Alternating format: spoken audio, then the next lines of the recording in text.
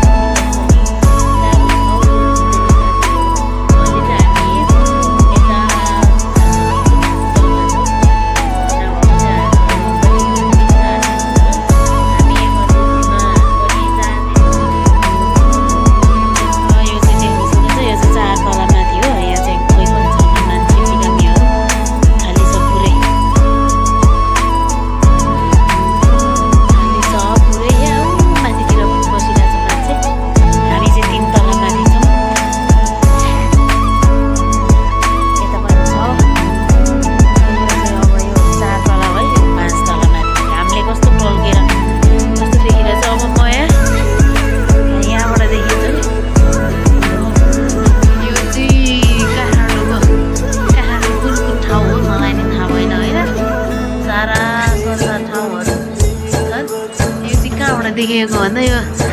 यता teaching hospital त्यो teaching हस्पिटलको यो के भन्छ सुरज वाग्ले क्यान्सर हस्पिटलको चौथो तलाबाट देखिएको भ्यू है साथीहरू। अब यताबाट पनि गर्न सक्छु घामले टल्किरहेछ क्या योभन्दा माथि पनि बसिरहेछ। यहाँ चाहिँ यो के अरे टिचिङ हस्पिटलको तल्लो बिल्डिङदेखि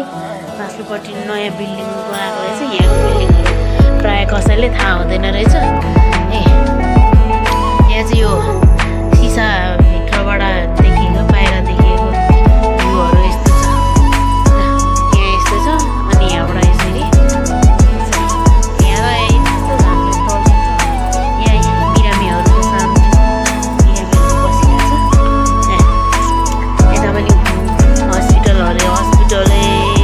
तल भएको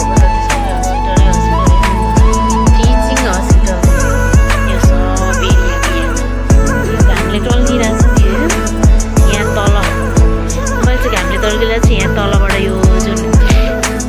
यहाँ तलबाट आउने हो क्या यो तल हुँदै आउने यहाँ तल छ नि एउटा बिल्डिङ दुईजना मान्छे आइरहेको देखेँ अगाडिको ठ्याक्कै मुनको नयाँ बिल्डिङ हो त्यहाँदेखि ठ्याक्कै अगाडि कुनापट्टि आउनुपर्छ। कुनापट्टि यस्तो छ साथीहरू हस्पिटलको साथीहरू त्यही हो चाहिँ हस्पिटलमा बस्दा आफै बिरामी होला जस्तो भइसक्यो खुट्टा दुखेर उभिँदा र आज चाहिँ कान्छा अङ्कलको छोरा आउनु भएछ बिरामीलाई र बिरामी चाहिँ अहिले तल मुटुको खोइ के गर्ने भनेर लिएर जानुभएको रहेछ।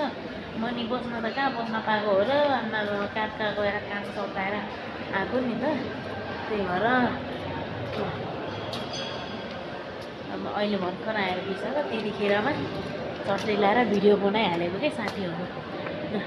हजुरहरूलाई मेरो भिडियो मन पऱ्यो भने लाइक कमेन्ट सेयर सब्सक्राइब पनि गरिदिनु होला सपोर्ट पनि गरिदिनु होला है। हस्पिटलको बिल्डिङमा छु यस्तो छ यहाँ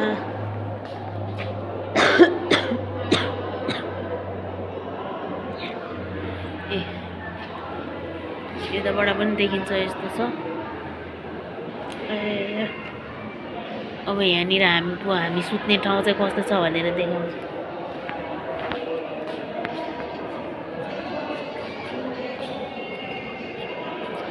अब यो 4 तला माथिदेखि म यो 3 तलामा आइपुगेँ। त्यहाँनिर जुन देखिरहेछ नि मान्छे पनि सुतिरहेछ त्यहाँनिर हो त्यस्तै ठाउँमा हो हामी सुत्ने चाहिँ साथीहरू गाइज त्यहाँनिर चाहिँ तलतिर बिरामीहरू पुर्ने मान्छेहरू टन्नै बसिरहेछ तल मुनि छ नि जुन त्यहाँ क्याफे पनि छ मुनि ग्राउन्ड फ्लोरमा हो ग्राउन्ड फ्लोरमा यहाँले मुनि पनि छ अन्डरग्राउन्ड पनि छ यहीँ यो टेबलमाथि चाहिँ भएको चाहिँ हाम्रो सामान यसरी सुत्ने म यहाँनिर सुतेको थिएँ यो चाहिँ हाम्रो सामान यहाँ यसरी मान्छेहरू छन् लिफ्टमा जान लागेको अब यता फोहोरहरू फाल्ने ठाउँ यो चाहिँ मेरो पनि फाल्नु पऱ्यो नि त होइन अब यहाँ फाल्ने अब यता त्यो 2जना 3जना मान्छे भएकोदेखि भित्रपट्टि छ बिरामीहरू बस्ने वार्ड चाहिँ र अब म चाहिँ लाग्यो तल बिरामी भएको ठाउँमा लाग्यो बिरामी लिएर आएको छैन त्यही भएर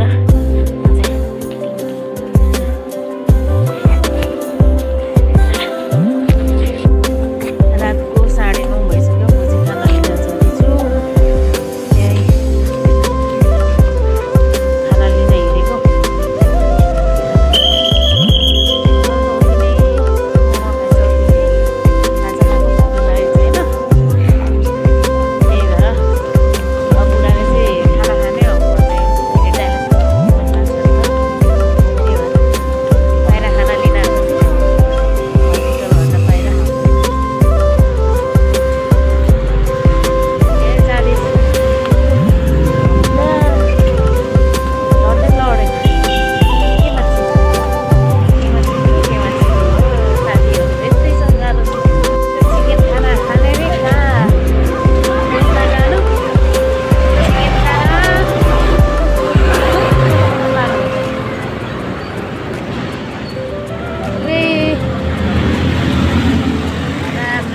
केही सुनिँदैन भयो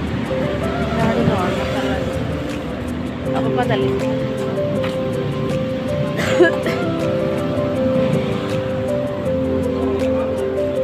है साथीहरू मेरो भिडियो एकदम मिठो भएको पाएन मेरो भिडियो मन पऱ्यो भने लाइक कमेन्ट सेयर सब्सक्राइब पनि गरिदिनु होला सपोर्ट गरिदिनु होला माया गरिदिनु होला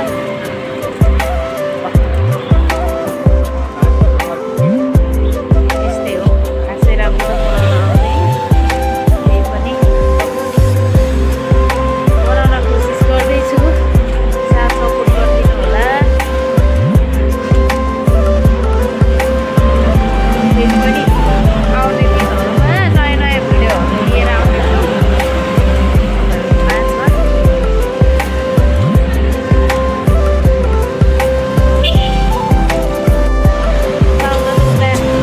क्यान्टिन पनि पाइन्छ भित्रै तर पनि मिठो लागेन अरे त्यही भएर बाहिर लिन आएको खाना चाहिँ खाना लिनको लागि होटलमा आइपुगेँ खाना प्याकिङ हुन्छ के छ ल म चाहिँ खाना लिएर फर्किसकेँ यस्तै छ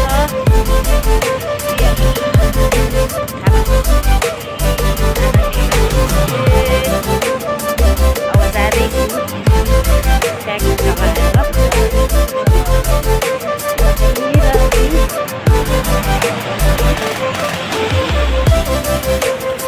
दिउँसो भयो त यो बाटोमा यहाँ यो बाटोमा मान्छे हिँड्ने ठाउँै एउटै खाली हुँदैन थियो कि त अब त राति भइसक्यो नि त्यही भएर खुल्ला जस्तो भएर यो बाटोमा पुरै मान्छे त्यही खुट्टा टेक्ने ठाउँै हुँदैन यति धेरै भिड हुन्छ कि यति धेरै भिड हुन्छ कि त अहिले चाहिँ गाडी पनि बाटो पनि खुल्ला छ होइन यो बाटो भने पुरै खुल्ला छ मान्छे एक दुईजना आउँछ दिउँसो बिहानदेखि बेलुका 6, 7, 8 बजीसम्म चाहिँ आम्मामा यति धेरै मान्छे हुन्छ नि यहाँ छिटो छ किनकि यहाँ हस्पिटल आउने मान्छेहरू धेरै हुन्छ नि त त्यही भएर अहिले त फेरि दिउँसो त हतारको बेला जान्छु भन्दा पनि जान नै पाइँदैन त्यस्तो छ यता चाहिँ गएको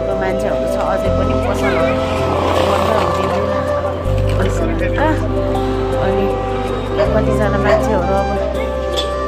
ढिला हुनेहरू घर जाने बेला भइसक्यो त्यही भएर छन् अझै पनि अलिअलि त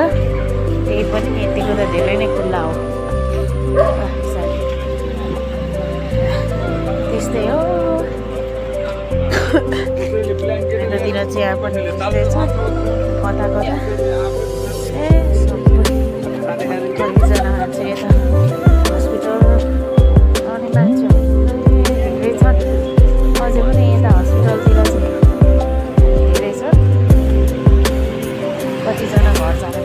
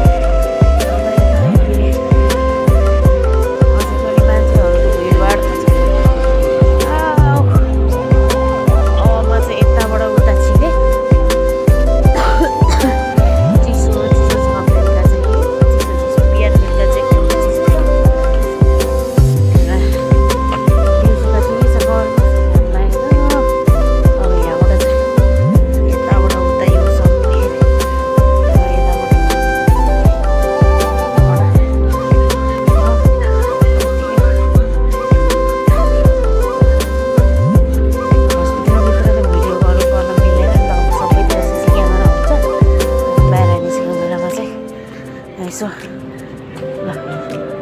है त साथीहरू बाई बाई।